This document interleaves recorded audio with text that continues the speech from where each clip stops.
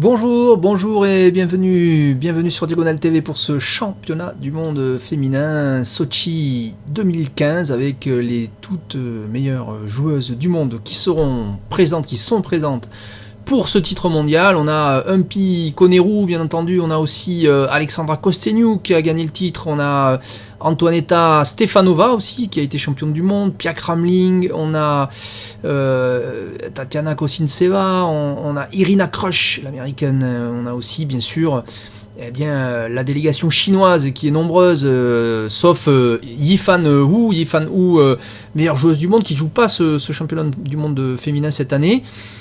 Mais qui, on le voit, a fait un parcours 2014 extraordinaire, avec notamment sa victoire au Corsican Circuit. Exceptionnelle victoire, un championnat où le champion du monde, l'ex-champion du monde Viswanathan Anand s'était fait éliminer en demi-finale, et où la chinoise avait vaincu celui qui avait fait tomber Anand, Fedorchuk, en finale, par le score de 2-0. Donc les filles qui maintenant jouent au tout meilleur niveau mondial dans la foulée des sœurs Polgar. On a aussi, bien entendu, dans ce championnat du monde, deux françaises, deux ex-championnes de France. On a Sophie Millet qui est présente, et puis aussi notre grand maître international national, meilleure joueuse de tous les temps en France, Marie Sebag, qui aussi vient à Sochi, et pas pour faire de la figuration sans doute. Donc on va suivre bien entendu sur Diagonale TV d'abord et avant tout dans ces tours de championnat du monde les françaises, en espérant qu'elles aillent le plus loin possible et pourquoi pas en finale. Et on va faire un petit résumé de cette première ronde qui voit s'opposer notamment, alors dans ce premier match qu'on va voir en résumé, bien sûr, on va voir les moments importants de ce match. On fera pas tous les coups, bien sûr, ce serait trop long, surtout qu'on va voir deux parties, puisqu'on va voir Yu Wang face à Marie Sebag, et puis dans l'autre partie, l'américaine Irina Krush, qui est multiple championne des États-Unis et qui joue face à l'ex-championne de France Sophie Millet, donc un match de championne, là aussi très intéressant. Donc on va voir dans cette première partie comment Yu Wang joue face à Marie Sebag, qui donc a les noirs. C'est parti, donc avec les premiers coups. On va voir l'ouverture, c'est E4, vous voyez, C5 pour Marine, sicilienne, cavalier F3, D6, D4, pion prend, cavalier F6, cavalier C3, et A6, alors là, ici, le choix pour les noirs de la fameuse variante Najdorf, donc fou E3, E5, alors très agressif de la part des noirs ici, le coup E5, questionne le cavalier, mais affaiblit la case D5, voilà, donc on va dérouler ici les coups qui sont connus. Le fou sort logique, on contrôle la case D5, très jolie case naturelle. Et ici une façon originale de traiter cette variante avec H3 pour les blancs. Empêche le fou de venir en G4, ou le cavalier aussi ne peut pas attaquer le fou. Alors c'est intéressant, puisqu'après fou E7, les blancs jouent Dame F3. Alors Dame F3, si on avait joué H3, on pouvait se heurter plus tard à fou G4, qui contrôle la case D1, donc ça empêcherait le grand roc, ou si on faisait grand roc, ça prendrait la tour. Donc le coup H3, on voit bien, est logique avec l'idée Dame F3. Voilà. Donc petit roc, et là G4, pourquoi pas. Mais alors G4, ça veut dire qu'on joue vraiment pour le grand roc, alors pourquoi pas l'avoir fait tout de suite. Bon, G4, pourquoi pas. C'est tendu, on voit que les joueuses ici sont agressives. Alors très intéressant ce coup. Voilà un moment important de la partie, puisque les noirs jouent le coup A5, on vient de le voir, et puis ce coup menace de venir en A4, attaquant bien sûr le cavalier B3, et puis aussi venant potentiellement jusqu'en A3 pour casser la structure des pions blancs et perturber un grand roc éventuel. Donc attention, ce coup est tendu, il est surprenant, il est pas habituel, puisqu'on a joué deux fois la même pièce, A6 puis A5. C'est parce que les blancs n'ont pas continué une action au centre direct, ni fait le petit roc. Donc il est logique de pouvoir s'affaiblir de ce côté-là, ou en tout cas de lancer une attaque, puisque on voit mal comment les blancs maintenant pourraient faire petit roc après avoir joué H3 et G4, et donc auraient un roi un tout petit peu quand même qui serait un tout petit peu faible, potentiellement faible. Donc le grand roc étant jouable, pourquoi pas attaquer directement le côté dame. Fou B5, voilà, le fou contrôle la case A4, logique. Cavalier A6, très joli coup là pour les noirs, de développement. À noter que le pion A5 est protégé par la dame D8, hein, même si le cavalier B3 a un œil dessus. Et puis on va venir en C7, titiller ce cavalier, ce fou pardon, et cavalier prend. Ensuite, après cavalier prend, on pourrait jouer A4, A3 toujours, et casser la structure blanche. Et les blancs n'auraient plus que leurs yeux pour pleurer, avec une position faible des deux côtés. Donc grand roc, pas de problème pour l'instant, et cavalier C7. Donc menace, cavalier prend B5, enlève une protection sur A4, et A4, A3. Puis aussi on menace de gagner le fou B5. Les noirs, les blancs ne laissent pas faire, ils jouent fou B6. Alors fou B6 cloue le cavalier. Hein. Voilà. Alors là, très joli coup, encore une fois, de Marie, qui, en jouant cavalier F6, eh bien, enlève tout venin à l'attaque G5, G5 ne sera plus possible. Bon, on enlève un protecteur de D5, mais on attaque le fou B6, le fou B5 étant attaqué, les blancs doivent se délester d'un fou, et après fou prend, dame prend, ben, les noirs ont la fameuse paire de fous, hein, mine de rien. Donc attention, hein, en finale, la paire de fous pourrait s'avérer forte, hein, donc il faut que les blancs gardent une position semi-fermée, jusqu'à ce que les choses soient plus claires. A4, alors A4, c'est une façon radicale d'empêcher la manœuvre A4, A3, hein, c'est fini, c'est bloqué. Hein, bon, ça peut affaiblir un tout petit peu le roc. Alors, regardez, très joli. Tour F, C8, on garde la tour A8 au contact de A5, à noter qu'A5 est quand même un tout petit peu en prise du cavalier B3, bon, même si la dame protège, ça fait 2 défenseurs, c'est pas mal. La tour F8 de toute façon n'avait pas de jeu de ce côté-là, on va pas jouer F5, hein, là les blancs ont contrôlé F5, donc on joue sur la colonne C. Voilà, donc regardez comme c'est important de mettre la bonne tour. On garde une tour ici sur la colonne A, et puis on met l'autre tour sur la colonne C, et on se trompe pas, on met pas la tour A. Alors ça c'est les grands maîtres comme Marie qui savent jouer ça. Roi B1. Et là regardez, très joli. Alors ça c'est un coup, là encore, hein, il faut savoir jouer ça. C'est pour les noirs, cavalier B6, je vise la case C4. Alors à noter qu'en C4, je peux y mettre le fou, pourquoi pas pour proposer un échange en B5, ce qui affaiblirait A4. Je peux aussi mettre le cavalier, je peux envisager avec un cavalier en C4 plus tard de prendre en B2, et le cavalier C3 n'aurait plus de défenseur de pion comme défenseur. Donc bon là on pourrait pas, hein, cavalier C4, cavalier prend, roi prend, la dame encore en F3 protège. Mais on voit que c'est une possibilité à moyen long terme. Cette case C4 est une case d'invasion pour les noirs, alors que les blancs n'ont pas l'équivalent, ils n'ont pas une case dans le camp noir là où aller. Hein. Vous voyez, il n'y a pas de quoi, disons, avancer. Alors la seule micro-compensation qu'ont les blancs, c'est la case D5, qui est faible, avec le pion D6 arriéré, mais tout ça est bien tenu par les deux fous. Plus le cavalier B6 maintenant, en plus, qui protège D5. A noter que si les blancs mettent un cavalier en D5, on prend sans doute en D5, et les blancs seraient obligés, en prenant du pion, de couvrir. On couvre la faiblesse. C'est-à-dire que c'est plus une faiblesse, que la colonne ne tape plus sur le pion D6. Voilà. Donc on va continuer la partie dame 2, et là fou C4. Voilà. Donc c'est l'idée qu'on avait dit, la case C4. On propose des échanges.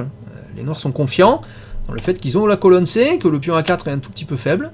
On propose ici, pourquoi pas, un échange, pourquoi pas, fou contre fou, hein, c'est une possibilité, puisque avec quoi prennent les blancs? Si les blancs prennent avec le pion, eh bien le pion A4, A3, et puis on voit très vite que le roi blanc se retrouve dans les courants d'air, et sous le feu de l'ennemi, et puis si on prend du cavalier, c'est possible, ça attaque la dame, mais une fois que la dame a joué, on a le pion A4 qui est en prise, vous voyez, donc ça va vite.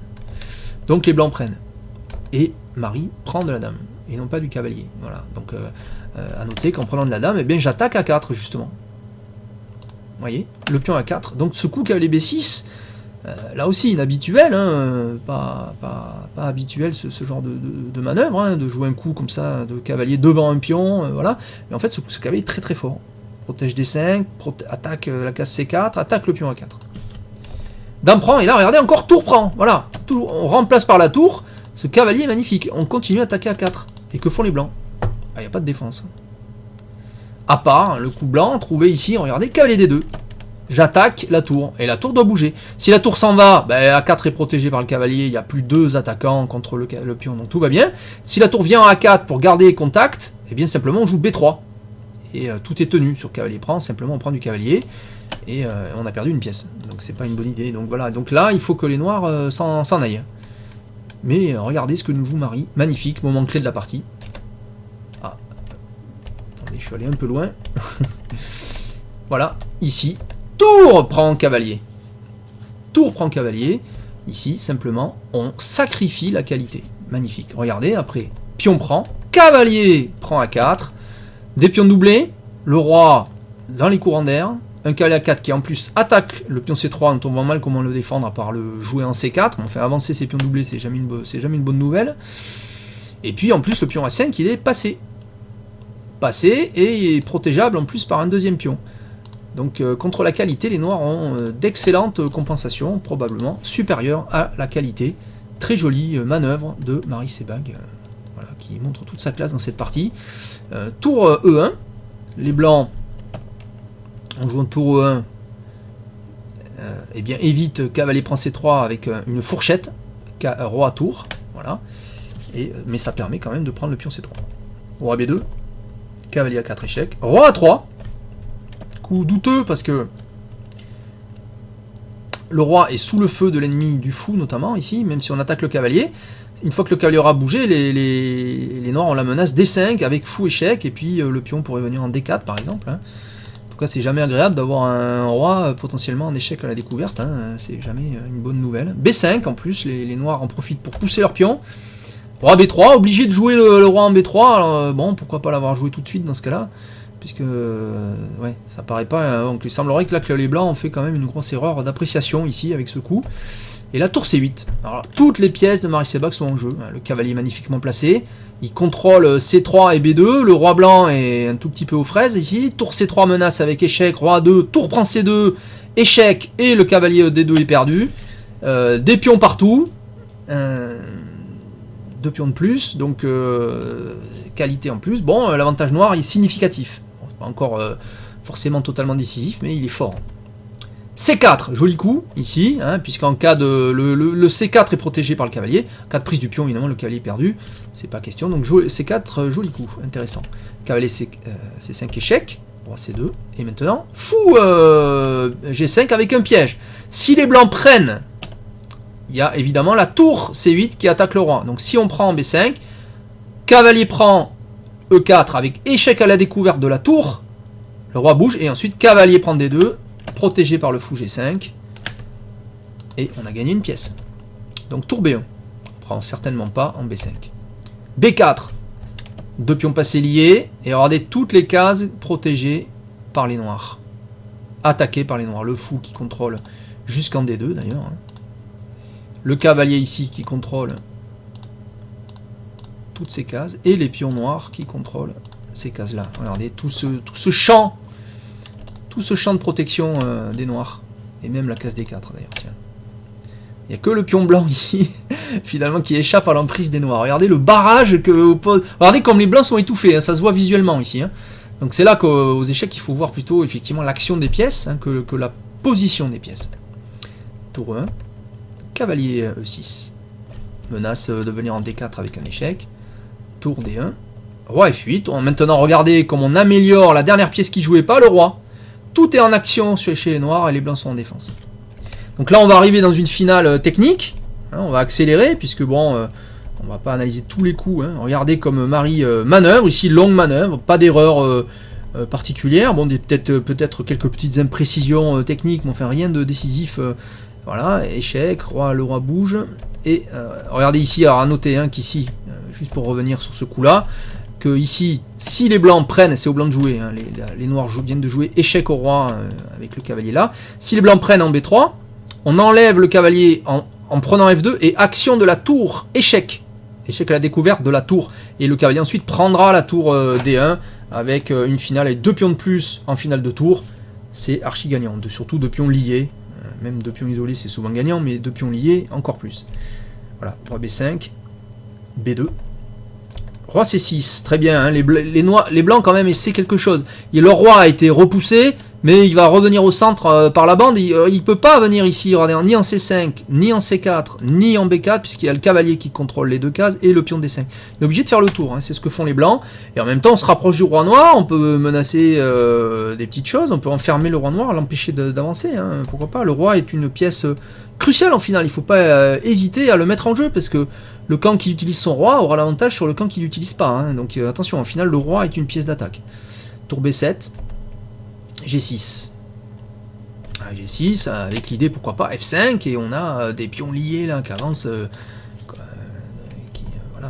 qui font le tour. Donc ici, roi D5, très intéressant. Hein, on menace de venir en E4, attaque la tour. Et le cavalier, sachant que ce cavalier est déjà attaqué par la tour, donc attention, c'est dangereux. Donc Marie évite ça. Tour prend H3, maintenant sur roi E4, on jouera simplement cavalier C5, échec, roi bouge, et la tour est perdue, avec gain de pièces. Donc là, G5, joli coup. Ce coup, regardez, j'ai marqué ici, marque... contrôle les deux cases, ça enferme le roi noir. Ça, regardez comme les blancs essayent de faire tout pour empêcher le roi noir de venir participer à la bataille. Parce que si les blancs essaient de gagner que avec la tour et le cavalier, sans que le roi y participe, ça risque d'être difficile. Regardez la suite. Roi G7 quand même, hein, pour le Marie Sebag, qui va quand même essayer de faire participer son roi à l'attaque. Tour F1, il faut aller protéger aussi le pion F2, hein, qui était quand même en prise. Hein. Et elle a simplement, regardez H6, voilà, on élimine ce pion G5 qui était vraiment un poison. Hein. En jouant H6, je veux libérer la possibilité pour le roi noir de venir en jeu. Pion prend, évidemment, on ne prend pas du roi, puisque le pion F7 est attaqué par la tour B7. Il y aurait tour prend pion, et c'est quand même un pion important, non, on prend de la tour. Tour B3, on revient à H3, et là, F3, très joli. F3, bah, j'intercepte l'action, donc le cavalier doit bouger, et je vais récupérer un pion, le pion E5. C'est par ailleurs, regardez, Marie a tout prévu. Ici, cavalier F4, roi prend E5, cavalier E2. Voilà, le cavalier en E2 menace deux choses, potentiellement. Enfin, il protège D4, et puis il peut menacer aussi de venir en C3 pour menacer de faire dame. Alors attention, le pion B2 est en prise. Voilà, donc évidemment, il est pris. Et regardez, échec, ici, et les blancs ne peuvent pas venir en E4, ce qu'ils auraient aimé venir se rapprocher des pions, mais s'ils viennent en E4, cavalier G3 échec, roi prend pion par exemple, et cavalier prend tour, avec une pièce de plus et un pion de plus, en final, ça ira. Roi D6, cavalier G3, tour D1, cavalier F5, regardez les manœuvres jolies de Marie Sebag, le pion est attaqué, on protège, voilà, j'avance, pour regarder la suite, tour D1, ici je menace pourquoi pas d'avancer le pion, tour C2, tour E3, échec, roi D7, et là tour E3, on n'a pas peur. En cas de prise, probablement on prend du pion, comme ça on lie les pions, les trois pions sont liés, il n'y a plus qu'à gober le pion F3 et on voit mal comment les blancs vont pouvoir le protéger. Et alors trois pions liés avec un cavalier contre une tour, c'est pas la peine, hein. Ça avance tout seul, ça rentre comme dans du beurre, c'est facile. Donc les blancs ne sont pas contre un échange, mais en laissant le pion isolé. Si les noirs prennent, ben, c'est pas trois pions liés qu'on a, c'est deux pions contre un ici, il reste une tour et puis un pion isolé. Il y a encore des chances de nul. La chance de nul pour les blancs, c'est d'essayer de sacrifier la tour qui leur resterait contre le dernier pion des blancs. Donc éventuellement arriver à échanger un pion contre deux, d'une façon ou d'une autre, avec une erreur des noirs. Puis de sacrifier la tour qui resterait avec une des deux tours contre le pion restant. Mais non, les noirs restent pas. Enfin, ne permettront pas ça, pardon. D3, F4, pourquoi pas. Cavalier D4, attaque la tour. Et maintenant cavalier E6, le cavalier attaque F4. Tour D3. Roi F5, vous voyez, ça y est, le roi vient se mêler à la bataille. Mais le roi blanc aussi, regardez comme ce roi fait le tour. Voilà, le pion F7 est attaqué. Bon. Cavalier prend F4. Roi prend F7. Bon. Tour 2. Attaque la tour. Voilà. Tour D1. Alors à noter ici qu'il y avait quand même une manœuvre possible pour les blancs. C'était de faire tour prend cavalier. On va la regarder. Voilà. Tour prend cavalier F4. Roi prend. Puis tour prend D3. Avec plus que tour et pion contre tour. Mais cette finale, elle est connue comme étant gagnante. Pourquoi? Parce que pour qu'elle soit nulle, fameuse à la position de Philidor, hein, que le grand maître nous a expliqué dans justement son analyse du jeu d'échecs, dont je vous ai parlé récemment, avec sa réédition. Pour faire nul dans la position de Philidor, il faut que le roi blanc soit devant le pion. Il faudrait qu'il soit là, sur cette case. Et dans ce cas-là, la position serait nulle dans cette finale. Mais le roi blanc étant coupé, il est très loin, il est derrière. Alors parfois, souvent, les noirs cherchent à le couper par la tour. C'est-à-dire qu'il est de l'autre côté de la barrière, mais en fait là, il est même de l'autre côté du roi. C'est-à-dire qu'il n'est pas du tout dans le bon sens. Les blancs ne peuvent pas empêcher le pion d'avancer jusqu'à dame. La tour suffit pas pour l'empêcher d'avancer. Voilà, il faut que le roi aide à cette défense. Donc là, la position est gagnante. Il suffit aux noirs de jouer G5, G4, etc. Voilà. Et les blancs peuvent rien faire. C'est gagnant. Voilà, cette position est gagnante. Donc on revient là, donc il faut savoir ça évidemment quand on joue ce genre de finale, sinon on ne peut pas espérer faire nul. Tour D1, G5, on ne peut pas espérer faire nul pour les blancs ou gagner pour les noirs si on se trompe dans le calcul, si on ne connaît pas ces finales simples, d'où l'importance de connaître les finales. Tour A4, tour E5, tour D4, tour E4, voilà, regardez des manœuvres encore ici, tour D6, tout ça c'est des manœuvres, et ça y est, G5, G4, c'est l'heure pour les noirs. Marie a décidé d'avancer son pion de plus. Hein, le pion suffit pas, vous voyez il en faut 2. Tour G1, tour E3, tour F6 échec. Regardez comme les blancs se battent pour essayer de faire nul. C'est encore possible, hein, bien sûr, une erreur des noirs. Si on arrive à échanger les 2 pions qui restent contre une tour, et bien tour et cavalier contre tour, et bien ça ne gagne pas. C'est connu. Philidor déjà, encore une fois, le disait dès le XVIIIe siècle. Il a démontré que tour et fou contre tour pouvait gagner dans plein de positions. On sait aujourd'hui qu'il y a aussi des positions nules, mais qu'en pratique, c'est extrêmement difficile à défendre. Voilà, c'est une tour et fou contre tour et souvent gagnant. Et même quand il y a des positions nulles, c'est très difficile. De toute façon, les ordinateurs y arrivent, mais les humains ont beaucoup de mal à défendre tour et fou contre tour. Tour D6, G3. Il faut s'entraîner beaucoup. Tour D8, mais là bon c'est tour cavalier, donc ça c'est nul par contre, voilà, donc c'est pour ça qu'il faut connaître, là encore il faut connaître les finales. G2, et voilà, regardez comme ce cavalier est magnifique, il contrôle les 2 pions, hein, alors si les blancs arrivaient à sacrifier une tour contre un pion, puis la deuxième tour prendre le deuxième pion, c'est bon, mais ça marche pas ici. Tour prend, ben, je prends de la tour, pas du cavalier, parce que si je prenais du cavalier, évidemment je perdrais le deuxième pion, mais je prends de la tour, et le cavalier continue de protéger. Et si je prends ce pion avec cette tour, eh bien, je peux pas prendre le deuxième. Et c'est le deuxième pion qui va faire la différence. Donc il faut empêcher la prise des 2 pions. Voilà, c'est ça le truc. Tour D4. Alors à noter ici sur roi G4, ça serait une erreur, puisque le cavalier est cloué. On pourrait faire tour prend, échec, et on a perdu un pion. Alors là par contre c'est nul, c'est sûr. Il suffirait de sacrifier la deuxième tour contre le pion, et c'est pas la peine de continuer. Tour et cavalier contre tour, c'est nul. Tour F3. Roi F7. C'est nul et c'est facile de faire nul. Voilà. Il n'y a pas de difficulté en plus. Tour F2, roi D6, et c'est l'heure, roi G4, Madame Marie veut jouer roi G3, roi H2, c'est fini, la tour F1 est perdue. Roi E5, tour 2, échec, et le roi est repoussé, regardez, tac, roi F6, et là D2, aïe aïe aïe aïe, regardez là, alors là c'est bien parce que la tour protège les 2 pions, donc s'il y en a un qui est pris, on prend de la tour et l'autre est toujours protégé. On ne peut jamais perdre de pions avec cette position là. Voilà. D2, donc tour D8.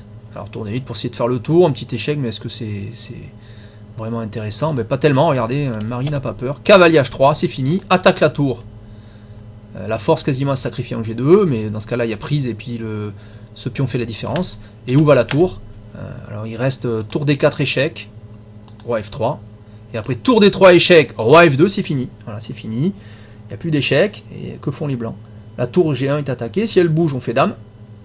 Et après tour prend, cavalier prend, ben, ce pion fait la différence, on jouera roi E1 et on ne pourra pas empêcher la dame. Et chacun sait que roi et tour contre roi, ça suffit pour faire mat. Voilà, donc là ici la partie s'arrête, abandon de Yu Wang, et puis donc victoire magnifique de Marie Sebag avec les noirs, ce qui est de très bon augure, puisque on sait comme c'est difficile de gagner avec les noirs. Demain donc Marie en deuxième partie aura les blancs. Et on peut supposer qu'elle est quand même favorite de ce premier tour pour se qualifier donc pour les 16e de finale, hein, oui c'est ça, puisqu'elles sont 64 actuellement, donc ce sont les 16e les 32e de finale actuellement, donc si elle gagne, elle passera en 16e. Voilà, donc jolie victoire. On va passer maintenant à la deuxième partie qui nous intéresse aujourd'hui aussi, eh bien sûr, c'est la partie entre 2 stars de l'échiquier, hein, vraiment une star américaine et une star française, puisque c'est Irina Krush qui joue donc face à Sophie Millet, ce 32e de finale de championnat du monde féminin 2015 à Sochi, donc en Russie. Irina Krush qui est en pleine forme en ce moment, qui vient en Russie pas pour faire de la figuration aussi, elle vise très certainement la finale, Et Sophie Millet qui essaie toujours de faire au mieux sur les compétitions internationales et pourquoi pas donc essayer de passer plusieurs tours dans ce championnat du monde qui est aussi une de nos meilleures joueuses françaises et qui donc fait un match ici important pour son calendrier 2015. Donc c'est parti avec Irina Krush, l'américaine, qui a les blancs. Et là, cette fois-là, une partie très différente, puisqu'on joue on commence par D4, donc ouverture du pion dame. Cavalier F6, C4, E6, cavalier C3, et ici, Sophie Millet choisit le coup fou B4. Alors ça, c'est la fameuse défense, vous voyez, donc soit West-Indienne, soit Nimzowitsch, après ça dépend comment les noirs jouent, mais enfin, ça s'appelle comme ça. Donc l'idée de ce coup, du développement du fou ici, c'est bien sûr de clouer le cavalier C3, le cavalier C3 ne peut pas bouger, donc indirectement d'augmenter la pression sur la case E4, parce que le cavalier C3 ne contrôle plus E4, qui est cloué, et on peut envisager de l'échanger aussi, ce qui fait que le cavalier F6 contrôle bien E4, donc on joue en général avec l'idée B6 et fou B7, voilà, on augmente la pression sur E4, et parfois les blancs jouent le coup F3, bon, on va pas rentrer dans les détails de cette ouverture, que vous pouvez étudier sur Diagonale TV, donc West-Indienne ou Nimzowitsch, c'est la même idée, c'est le même développement, avec souvent les mêmes conceptions, c'est la même idée du centre. Donc la dame C2, voilà, coup souple, je protège le cavalier, je peux reprendre de la dame, éviter un doublement des pions, et puis j'ai un œil sur la case E4. Voilà. Donc là, regardez B6, voilà, c'est l'idée qu'on donnait, voilà. Donc E4, bon, pourquoi pas, E4 tout de suite. Alors à noter que sur E4 tout de suite, les noirs peuvent aussi jouer fou prend, et ça oblige la reprise du pion, puisque si on prend de la dame, il y aurait cavalier prend E4. Donc, bon, c'est pas forcément une très bonne idée de donner le fou tout de suite comme ça, parce qu'il y a, après pion prend, on a quand même un centre blanc fort, et on a donné un fou contre un cavalier. Bon, il faut faire attention, ce fou B4, on le donne, mais pas contre rien, contre des petites compensations. C5, voilà, C5, toujours dans l'idée, à noter, regardez, dans cette type d'ouverture, les noirs évitent de jouer D5, on joue pas, même si c'est parfois tentant, on joue pas D5 parce que eh bien, les blancs pourraient jouer E5, attaquer le cavalier, ou c'est prendre D5, ou et surtout on veut pas, en jouant D5, boucher la diagonale qu'on a ouvert ici, voilà. Après C prend, E prend et E5, bon, quoi que jouent les noirs, le fou n'a plus d'intérêt à venir en B7, il est bouché par son pion. Bon bref, donc on joue plutôt sur case noire, on joue C5, parfois même on joue D6 et même E5. Parfois, ça dépend les cas bien sûr. Voilà, D5, pression sur le centre, tout simplement. D5, ici pour les blancs, donc on évite la prise, on joue D5 soi-même. Alors à noter qu'en D5, bon on a un centre fort sur case blanche avec les pions, mais il est attaqué par le pion E6, attaqué par le cavalier F6, voilà, etc. Et potentiellement plus tard par le fou B7, ou parfois aussi par le fou en A6. Parfois le fou A6 aussi attaque le pion C4. Bon. E prend D5. peut prendre des 5, voilà, très simplement, il change, et maintenant dame échec. Pourquoi pas dame échec. Développement normal, cavalier E2, pour l'instant pas non plus, voilà. Et la B5, alors là aussi, coup thématique, hein, bon, alors on a joué B6 puis B5, mais ça se justifie parce que le fait que les blancs jouaient D5, en jouant B5, on affaiblit C4, à noter d'ailleurs que le coup C prend B5 est tout de suite puni par cavalier prend D5, puisque le cavalier C3 est cloué. Voilà, le fou, je vous rappelle, ici vise le roi, donc on ne peut pas jouer ce cavalier. Donc B5, on affaiblit, c'est classique. Vous avez ici ce qu'on appelle une chaîne de pions. Alors encore une fois, je vous ramène à Philidor, analyse du jeu d'échecs, la réédition, où Philidor nous explique ça dès le XVIIIe siècle, les chaînes de pions. Voilà, le premier à avoir expliqué ce concept.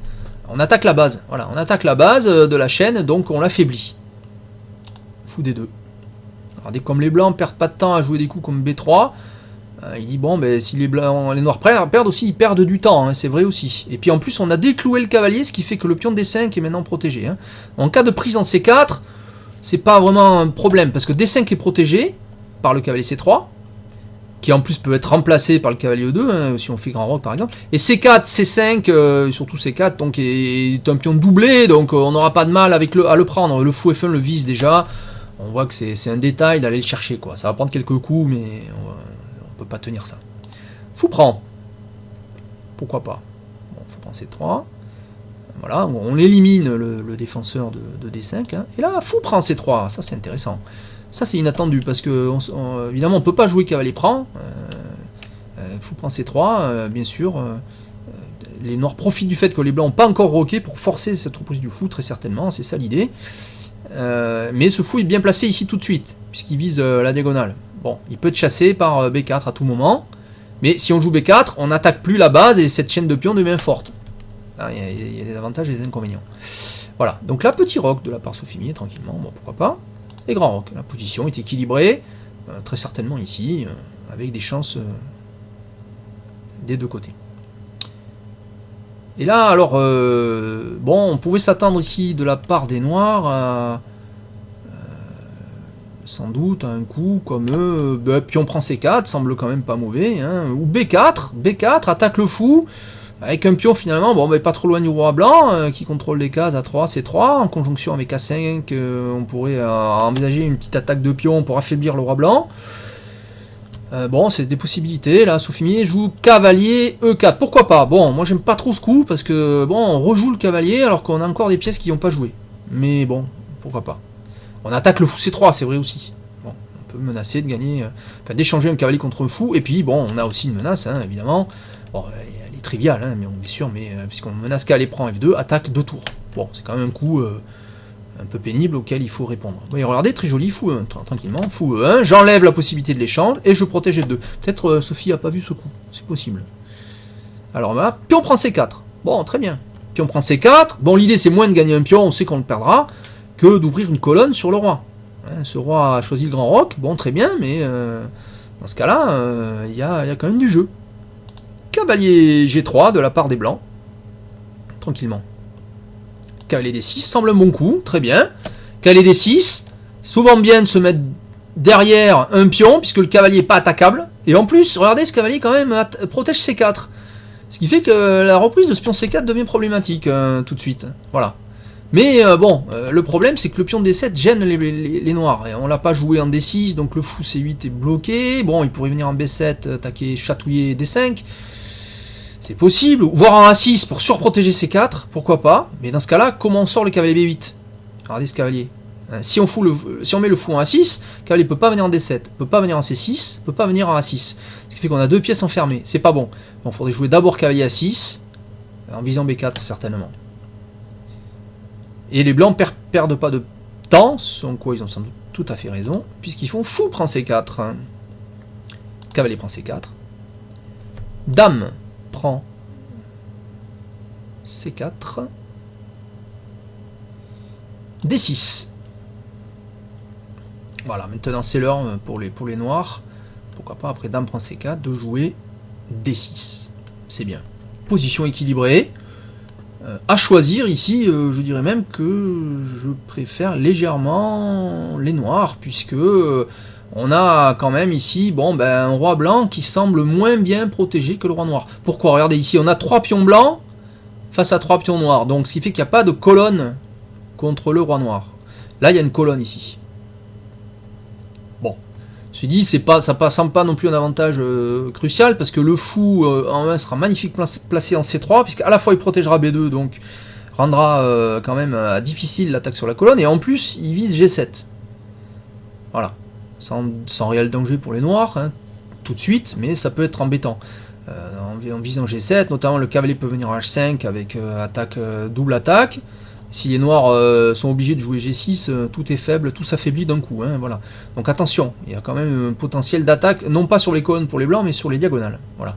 Ce qui fait que je pense que la position est quand même très équilibrée. Hein. Il y a des contre-chances des deux côtés. Fou C3, justement. Cavalier D7 semble un bon coup, hein. Le cavalier va pouvoir envisager de venir soit en F6, pour venir, pourquoi pas en E8 plus tard, pour protéger, quoique non, il y a la colonne qui permettra des sacrifices, c'est pas une bonne idée, mais ou venir en E5, pourquoi pas, mais bon, ces cases sont pas très bonnes de toute façon pour les noirs, puisque même en E5, il y a F4 qui tôt ou tard permettra de chasser ce cavalier. Mais bon, alors une autre idée c'est de venir peut-être plus, c'est plus l'idée d'ailleurs je pense, c'est de venir en B6, attaque la dame et B5, et D5 pardon, Ce qui fait qu'on peut mettre une pression sur le pion D5, ce qui serait une très bonne idée, une bonne nouvelle pour les noirs de pouvoir attaquer D5. Ça obligerait les blancs à le défendre et donc à faire autre chose que de chercher une attaque contre les noirs. Tour H1, très logique. Je sors la dernière pièce qui joue pas en attaquant la dame. Dame G5 échec, évite de perdre du temps. Mais F4. Ah, alors bon, alors F4 c'est un bon coup pour les blancs, puisqu'on a vu que eh bien, ça empêche cavalier E5 de toute façon, donc tôt ou tard, sans doute les blancs auraient été obligés de le jouer. Donc là, on essaie de ne pas perdre de temps non plus. Et là, Sophie joue cavalier B6. Aïe. Alors là, cavalier B6, pourquoi pas? Ça contre-attaque la dame blanche au moment où la dame noire est attaquée.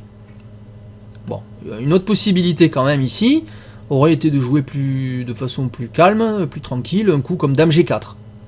Pourquoi dame G4? Pour garder la dame de ce côté-là, en défense notamment de G7.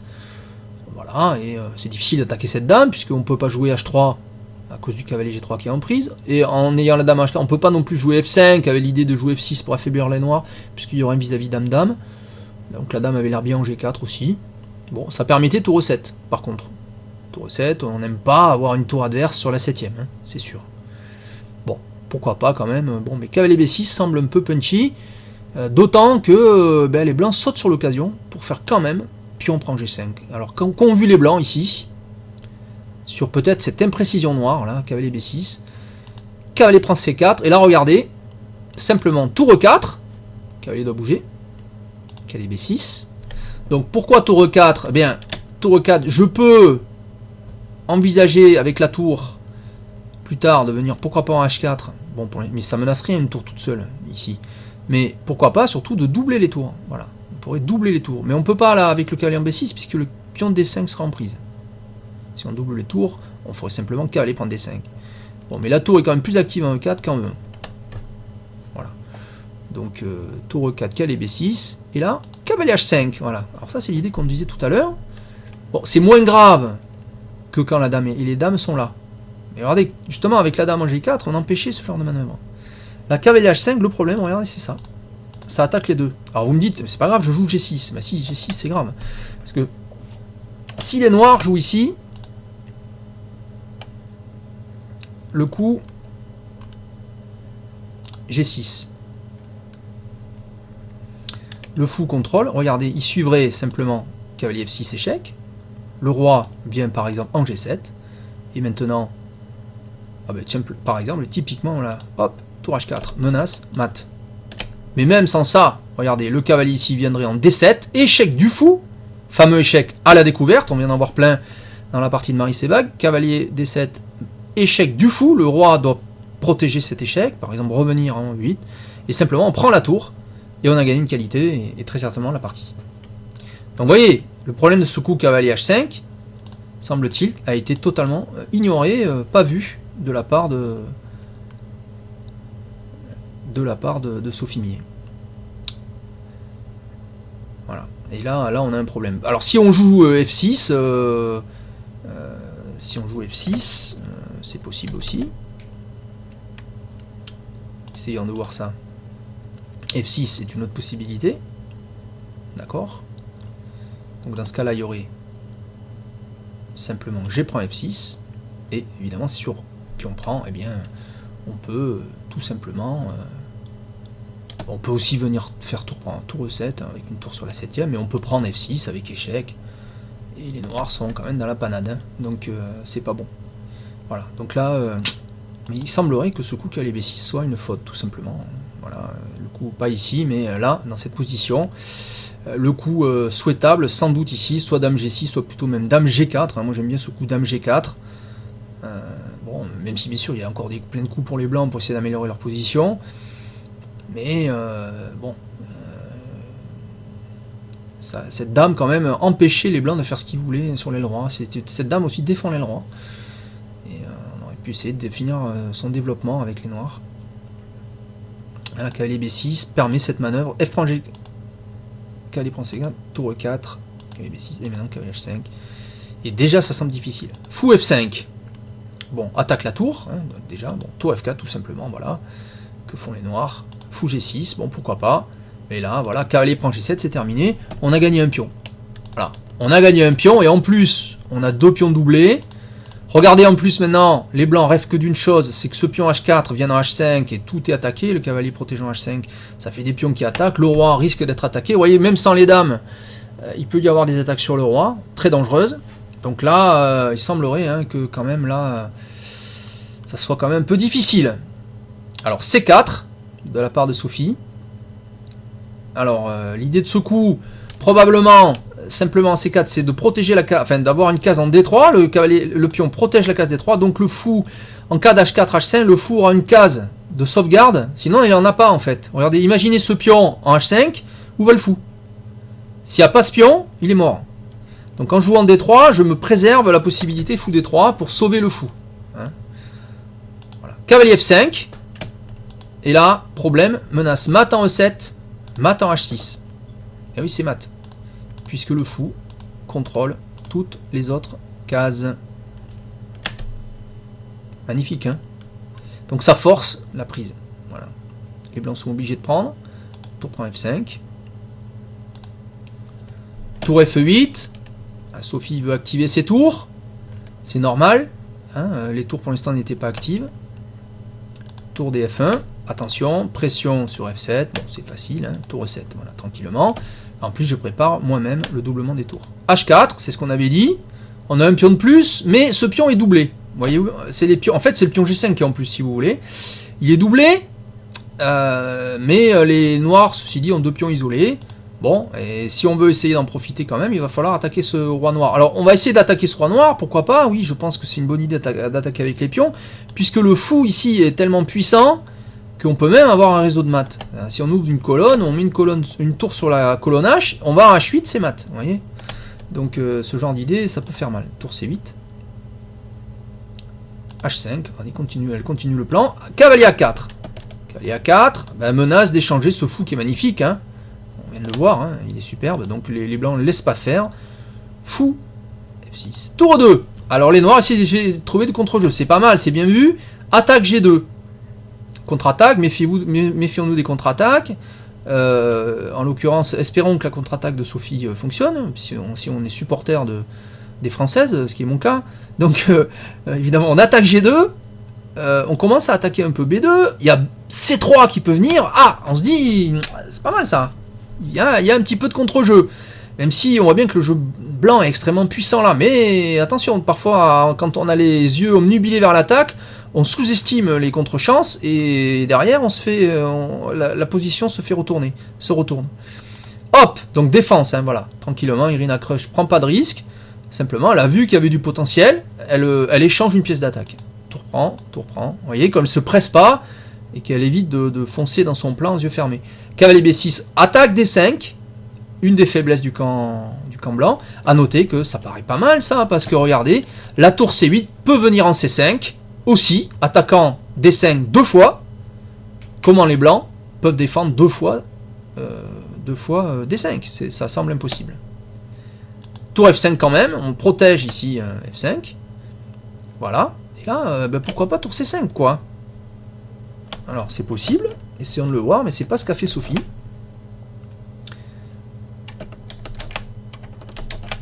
Hop.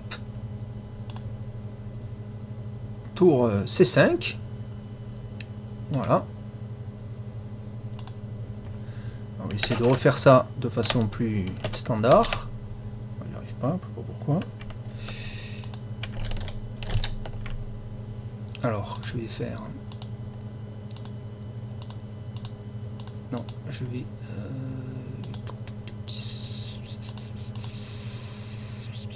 Voilà. Voilà, ça ne marchait pas comme je voulais. Donc ici, tour C5 est possible, on est d'accord. Attaque deux fois à D5, ça paraît très bien. Alors l'idée c'est peut-être de jouer fou D4, hein, d'accord, fou D4 ici, puisque fou attaque la tour, attaque le cavalier, et A7.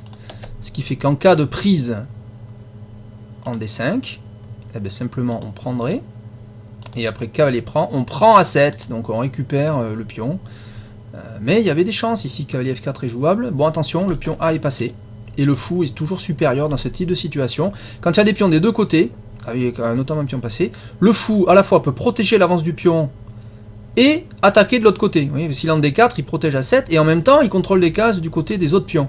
Alors que le cavalier, s'il protège, il empêche le pion d'avancer, il est coincé là. Et pareil pour le roi, s'il est coincé là, le roi blanc, lui, il peut aller où il veut. Voilà. Ce qui fait que la position est sans doute techniquement perdante aussi. Alors ça c'est quand même embêtant. Donc tour F5, tour E8, choisi donc Sophie Minier, qui a dû évaluer cette finale en disant c'est perdant. Roi D2. Tour 4, voilà, tour 4, bon, c'est une bonne idée. L'idée sans doute de tour 4, c'est de venir sans doute en G4, attaquant G2, forçant les blancs à revenir en F2, et dans ce cas-là, D5 est perdu. Donc roi C3, c'est possible. Voilà. Et ici, cavalier A4 de Sophie, très intéressant, parce que, attention, hein, ce cavalier attaque le roi. Si le roi vient en B4, on peut jouer C3, avec échec de la tour, qui attaque le roi et protège le cavalier par transparence, le pion C3 étant protégé. Le roi bouge et on pion prend B2, et c'est plus la même. C'est plus la même partie du tout. Donc attention, là, roi D2 semble forcé, pour empêcher tour E2 échec. Voilà. Et là, cavalier B6. Toujours pareil, on revient, donc le roi peut pas venir en C3 en fait, donc peut pas venir augmenter l'attaque, et cavalier en B6, j'ai toujours un œil sur le pion D5, je menace tour G4, attention, donc G3, alors pourquoi G3, après tour G4, attaque G3, mais il n'y a pas d'échec, en cas de prise il n'y aurait pas d'échec, bon, ça c'est une première chose, et en plus les blancs jouent simplement tour F3, pourquoi pas, mais ça y est, Sophie revient un peu dans la partie avec cavalier prend D5. Voilà, ça y est, le pion a été récupéré. Et l'avantage est sans doute un peu moins fort du côté blanc. Donc avec, vous voyez, comme avec de l'opiniâtreté ici, eh bien, Sophie Millet arrive à équilibrer le jeu. Hein, sans doute peut-être toujours une position un peu inférieure. À cause, toujours pareil, de la prééminence du fou sur le cavalier. Fou qui attaque des deux côtés.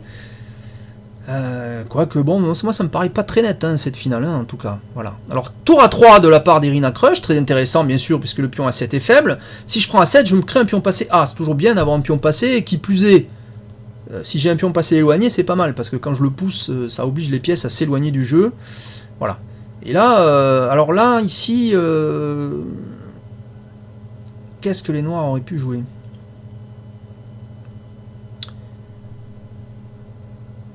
Ouais, cavalier prend F6, ça paraît bien. Donc Sophie Millet joue cavalier prend F6, G prend F6. Bon, alors c'est intéressant, puisqu'on élimine le fou contre le cavalier. On a dit que le fou est souvent supérieur en finale, ce qui est souvent vrai. Et en plus, il y a le fameux adage, les finales de tour sont toujours nulles. Ah, bon, les finales de tour sont toujours nulles. Alors là, le problème, si vous voulez, c'est que le pion F6 est très fort. Hein, puisque, regardez, ce pion F6... fait comme si le pion G7 était encore là, puisque le roi ne peut pas venir en G7. Donc il y a un mat du couloir. Le mat du couloir donne un temps supplémentaire au blanc. C'est-à-dire quand je vais prendre A7, je menace mat. Donc A7 est virtuellement perdu avec un temps de plus. Et donc j'ai toujours potentiellement un pion de plus. Un pion de plus, et je vais avoir un pion passé. En finale de tour, et pion passé, c'est crucial pour déterminer qui a l'avantage et qui l'a pas. Hein, voilà. Donc ici, en plus, il faut protéger le mat du couloir. Donc H6, ça oblige à jouer un coup de H6, bon, un coup d'attente, qui est pas terrible, parce que, regardez, après tour prend A7, bon, eh bien, le roi n'est plus mat, mais le seul cas où il va pouvoir aller, c'est H7, et il est toujours enfermé. Il est sur le côté et enfermé. Bon, on prend G3, quand même, hein, bien sûr, il faut récupérer très vite. Maintenant, tour échec, pourquoi ? Après roi H7, simplement tour F8, voilà, ça récupère le pion F7. Donc là, problème pour les noirs, j'ai le pion F qui est passé, potentiellement, puisque F7 va tomber, et j'ai le pion A qui est passé aussi.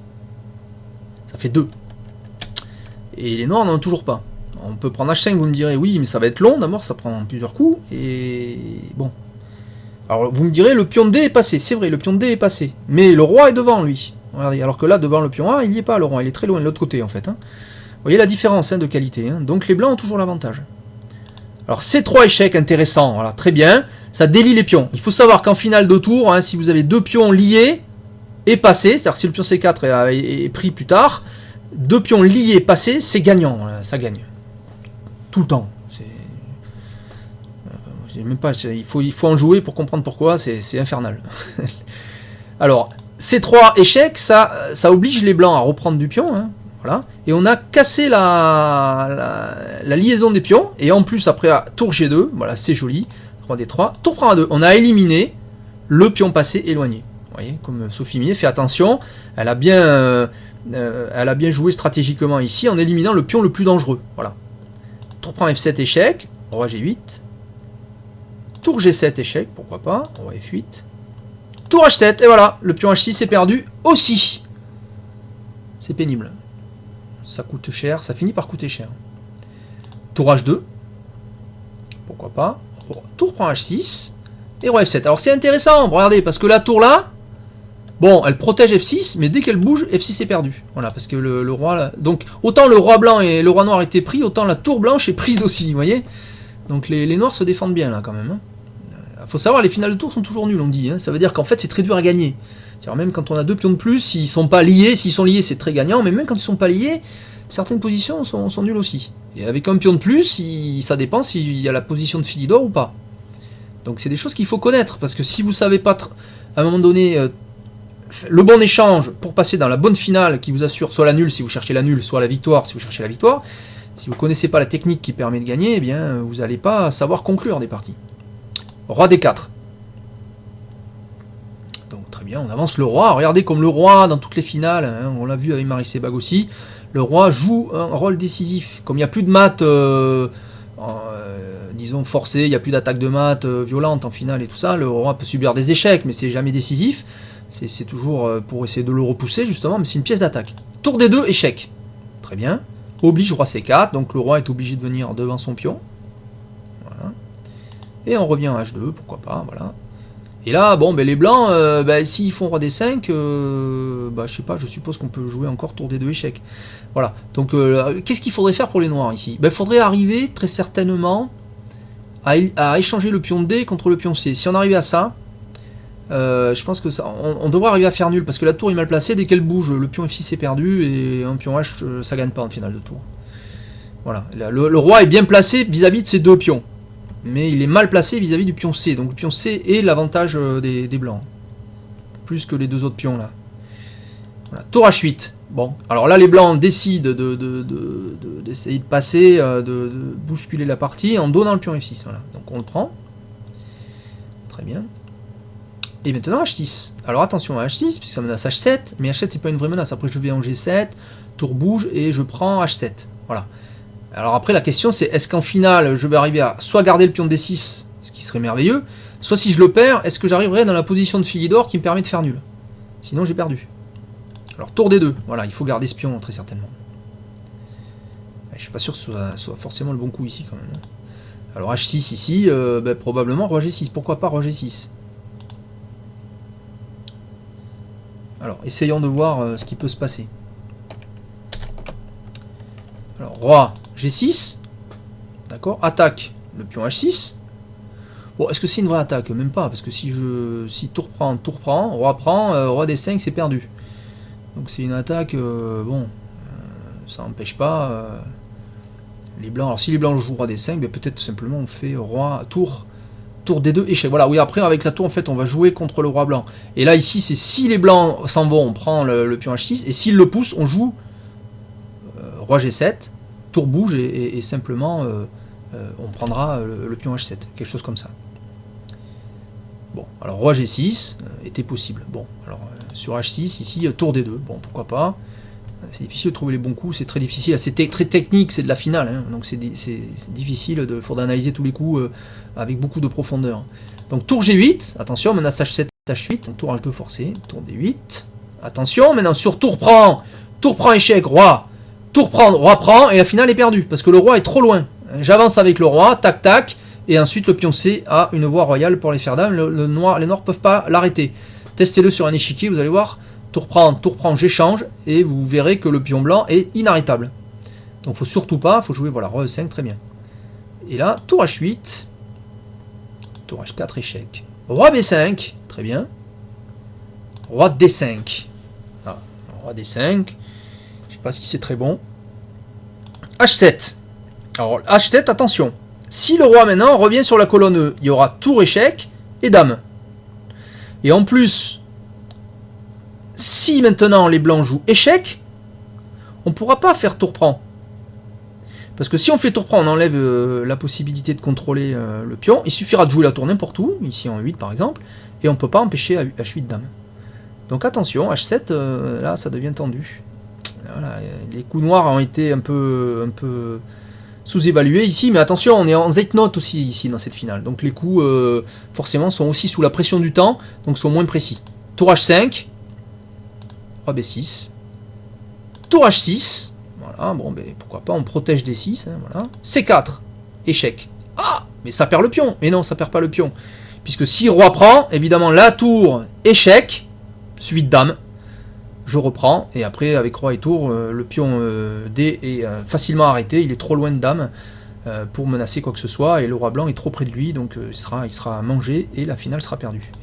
Roi D4, donc forcé, on joue le Roi, où on évite au blanc de pouvoir faire échec. Si on avait joué le Roi sur la colonne E, c'est pareil, on se prenait un échec suivi de Dame. Roi B5, Tour H5, échec, Roi B4, Tour H1, et là, regardez, hop, tour D8. Et voilà, ça y est, magnifique. Alors ça, c'est très joli. Ce dernier coup est très joli. Hein. Menace dame. Voilà, alors ça, c'est un coup champion, un coup de grand maître. Tranquillement, on donne le pion H contre le pion D. Pourquoi? Parce qu'après, tour prend H7, tour prend D6. Regardez, ici, il y a la fameuse opposition des rois. Sur échec, il faut que le roi noir s'en aille.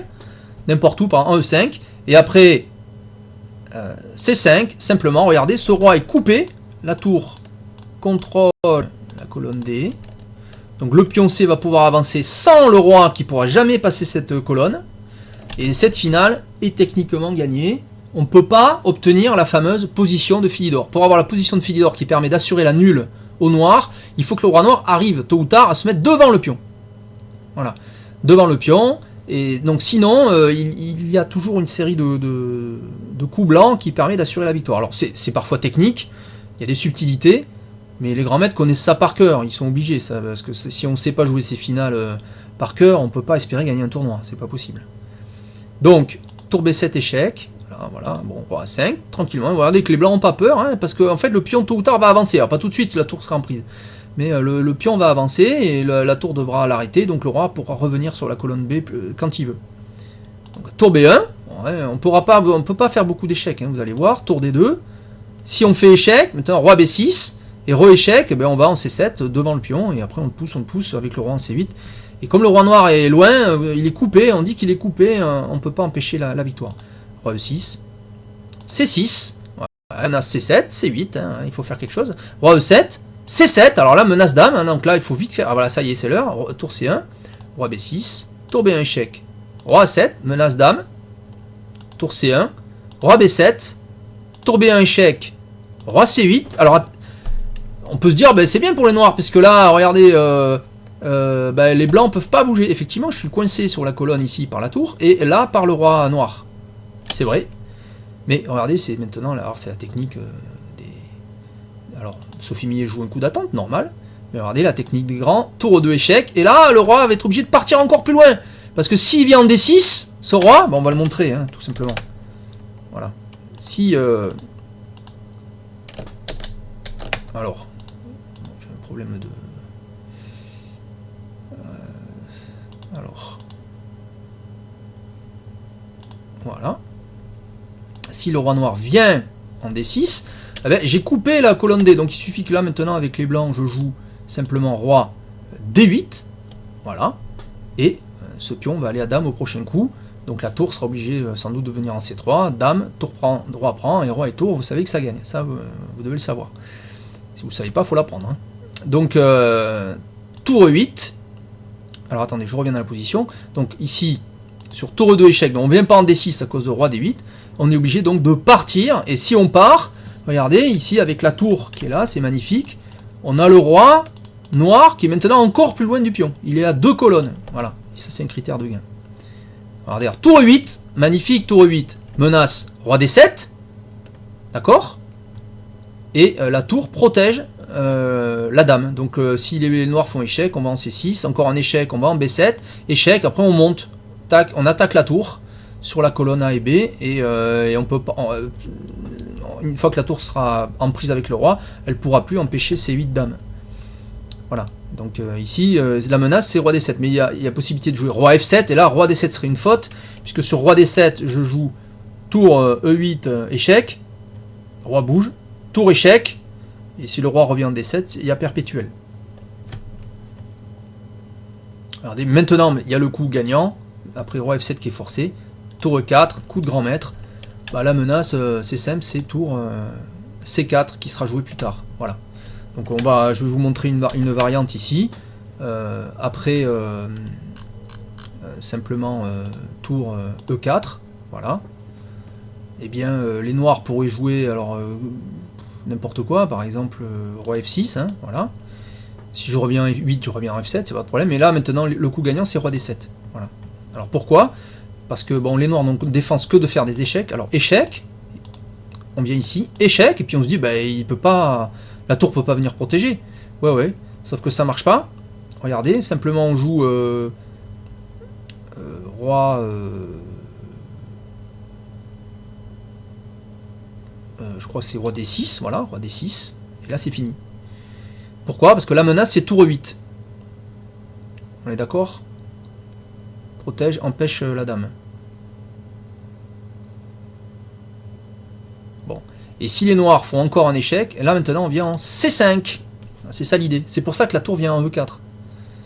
Voilà. Pourquoi ? Parce que maintenant sur échec, hop, ça y est, on met la tour. Et le roi, vous voyez, pourquoi c'est important d'avoir le roi un peu loin ? Voilà. Le roi étant un peu loin, c'est fini. Tour prend, roi prend, c'est fini. La dame ne peut pas être empêchée. Voilà, c'est ça l'idée. Voilà. Donc là, échec. Voilà. Et si là les noirs jouent un coup comme roi F7 par exemple, pour empêcher tour E8, eh bien simplement, qu'est-ce qu'il doit gagner ? Simplement tour E5. Voilà, tour E5 gagne. Maintenant on vient en E5. Ouais, on vient d'abord en E4, voilà, parce que là le roi peut toujours pas venir, et le prochain coup ça sera tour C5. Voilà. Et là ça y est, le roi est protégé par la tour, hein, vous voyez. Donc c'est gagnant. Voilà, donc après, en fait, roi F7, tour E4. Sur tour E4, Sophie Millet abandonne, malheureusement, cette première manche. Donc avec les noirs, elle a perdu, mais elle aura quand même les blancs dans la deuxième partie, donc elle peut revenir au score dans ce premier tour de championnat du monde. Voilà, donc voilà pour cette première ronde du championnat du monde féminin. On a vu les deux parties de nos Françaises, Maryse Sebag et Sophie Millet. Avec donc ce résultat eh bien, extrêmement positif pour Maryse Sebag qui mène donc d'un point face à Yu Wang, et Sophie Millet qui s'est fait par contre battre avec les noirs par Irina Krush. Voilà, merci, à bientôt pour la suite de ce championnat du monde 2015 féminin à Sochi en Russie. Au revoir.